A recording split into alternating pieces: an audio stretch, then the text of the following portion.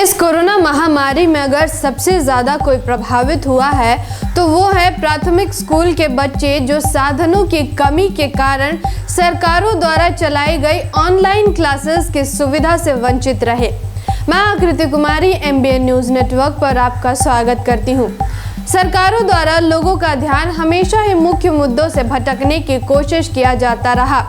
इसका बड़ा उदाहरण झारखंड में चल रही भाषाई आंदोलन है।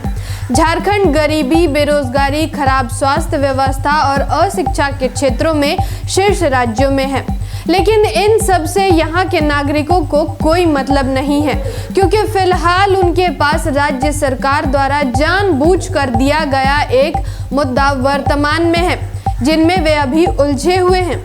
आज लोग भाषाई आंदोलन अपनी संस्कृति, पहचान और रोजगार सुरक्षित करने के लिए कर रहे हैं, लेकिन इन सब में जो सबसे महत्वपूर्ण शिक्षा है उस पर किसी का ध्यान नहीं है। झारखंड में प्राथमिक शिक्षा की स्थिति क्या है, आइए एक पत्र के माध्यम से समझते हैं, जो अर्थशास्त्री जियोम ड्रेज ने मुख्यमंत्री हेमंत सोरेन को लिखा है। अर्थशास्त्री जियोम ड्रेज ने बीते गुरुवार झारखंड के मुख्यमंत्री हेमंत सोरेन को पत्र लिखकर कहा कि झारखंड में प्राथमिक स्कूल सबसे लंबे समय तक बंद है, जो एक विश्व रिकॉर्ड है। उन्होंने झारखंड में प्राथमिक शिक्षा की भयावह स्थिति पर मुख्यमंत्री का ध्यान आकर्षित किया। ड्रेज ने पत्र में कहा, मुख्यमंत्री जी, मुझे निराशा है कि मैं पूर्व बजट चर्चा में भाग नहीं ले पाऊंगा, क्योंकि मैं कोविड से उभर रहा हूं। मैं इस बैठक में हिस्सा लेने के लिए इच्छुक था, विशेष रूप से झारखंड में प्राथमिक शिक्षा की भयावह स्थिति की ओर आपका ध्यान आकर्षित करने के लिए। आज हम जिस संकट का सामना कर रहे हैं उसका सबसे बुरा पहलू आर्थिक संकट या स्वास्थ्य संकट नहीं, बल्कि स्कूली शिक्षा का संकट है। ड्रेज ने कहा, जैसे जैसे महामारी का प्रकोप कम हो रहा है, अर्थव्यवस्था में सुधार होने की संभावना है, जिससे वयस्कों का सामान्य जनजीवन बहाल हो जाएगा, लेकिन बच्चे इसकी कीमत पूरी जिंदगी चुकाएंगे।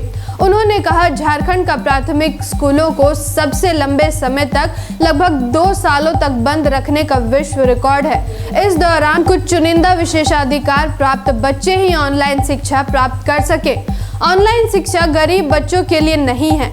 इनमें से ज्यादातर बच्चे लगभग 2 सालों तक वर्चुअल स्कूली शिक्षा प्रणाली से महरूम रहे। ड्रेज ने कहा कि महामारी के दौरान अन्य राज्यों की तरह झारखंड में भी स्कूल बंद रहे और सोशल मीडिया एवं इंटरनेट पोर्टल के जरिए कक्षाएं शुरू हुई। सरकारी आंकड़ों के मुताबिक इस तरह से सिर्फ 35% छात्रों को ही लाभ हुआ। उन्होंने पत्र में कहा, 2011 की जनगणना के मुताबिक झारखंड में 8 से 12 आयु वर्ग के बच्चे में साक्षरता दर लगभग 90% थी।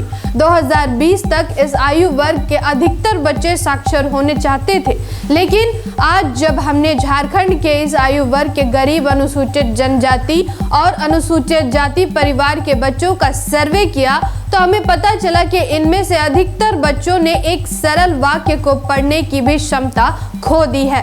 ड्रेज ने कहा, मुझे लगता है कि झारखंड को अगले 2 सालों में प्राथमिक स्कूल के बच्चों के लिए बड़े पैमाने पर साक्षरता अभियान की योजना बनाने की जरूरत है। इस अभियान का उद्देश्य यह सुनिश्चित करना होना चाहिए कि झारखंड में कोई भी बच्चा सीखने, पढ़ने या लिखने के अवसर से वंचित नहीं हो।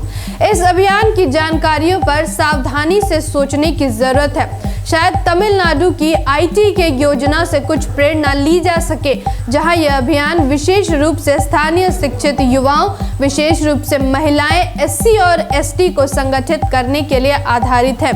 यह कम लागत पर प्रत्येक गांव तक पहुंच सकता है और इन युवाओं को कुछ पूरक आय भी हो सकती है। फिर लौटूंगे एक ऐसे ही महत्वपूर्ण विश्लेषण के साथ। धन्यवाद। जय संविधान, जय भारत।